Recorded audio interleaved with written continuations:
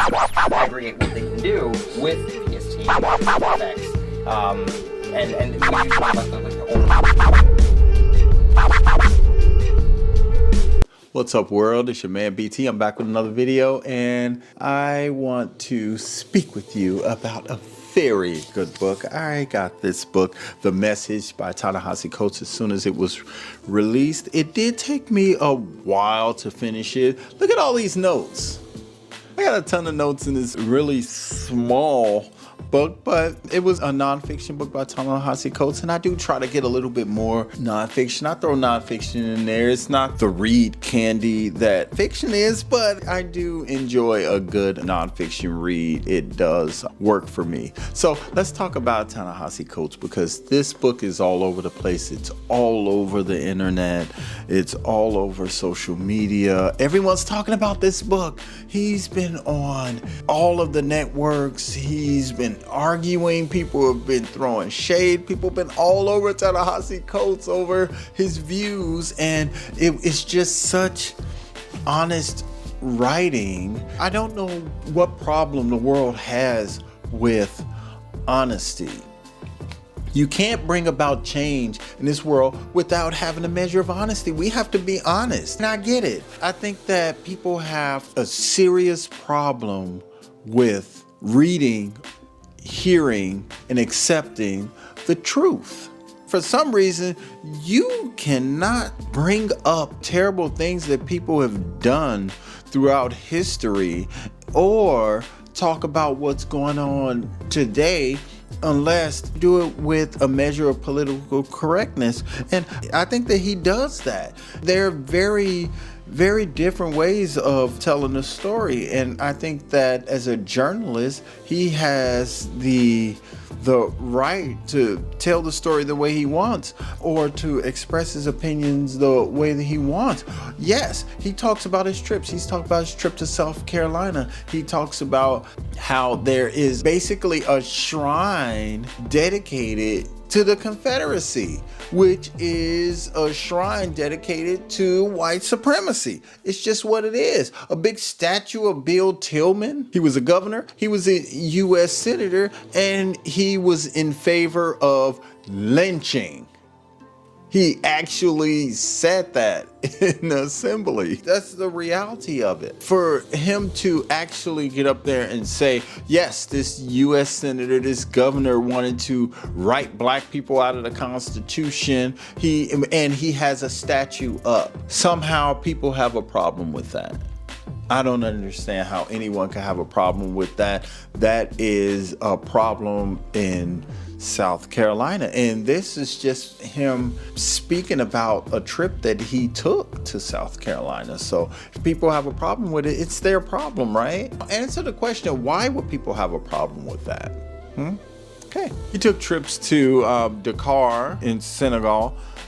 He took trips to South Carolina, and he took a trip to Palestine. But I think that the thing that most people right now had a problem with, the thing that just can't get over, was his views on his trip to Palestine and comparing that, what's going on over there, Israel and Palestine, comparing that to Jim Crow. Ooh, man, that was what you call hot button, politics. So it got really deep, and he found himself having to defend himself, and I felt a little bad for him as I watched these interviews, because people don't want to have these types of conversations, and it's almost like you can be a journalist, you can be a best-selling author, but you can't criticize. You can't criticize at all. You just have to play ball. So I think it was a really good read. Of course, he's written a lot of books. I actually listened to The Water Dancer as well. I I had got this on Audible a while ago, but I didn't make it through it. It's about conduction. I'll do a separate video about that. I just want to, just start talking about The Water Dancer. Plus, that's an old novel, and that was on my TBR a long time ago, and I never got a chance to finish it. So I finally got a chance to finish that, and I am very happy that I did. This is a book that you definitely want to pick up if you're looking for a good nonfiction read.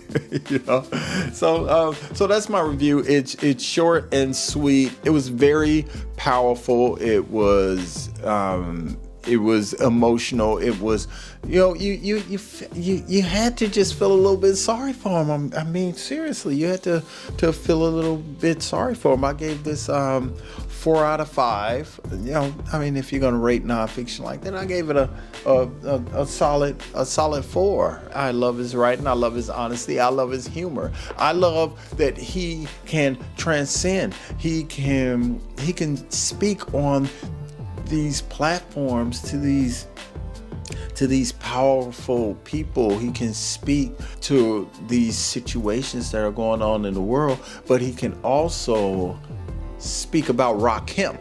I love Ta-Nehisi Coates. I think he is literally one of the best on his views on politics, his views on race. He's just one of the most important voices of the century.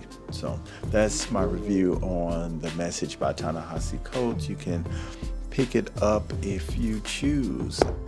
I picked it up and I loved it. I want to thank you for watching it. My dog. What? No one's here. You want to see her? Come here. Come here. She's old. Yeah, so this is my dog. Her name is Flame. She's a skipper key. She ain't trying to hear that camera.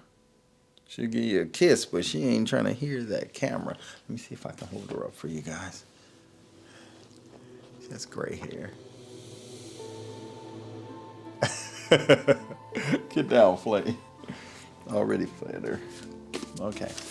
So that's it. That's my review on The Message by Ta-Nehisi Coates. Go pick this up. It's a really good novel. I want to thank you for watching. I'm BT Bonner, and I'll see you in the next review. Peace. Aggregate what they can do with PST effects. And we talk about the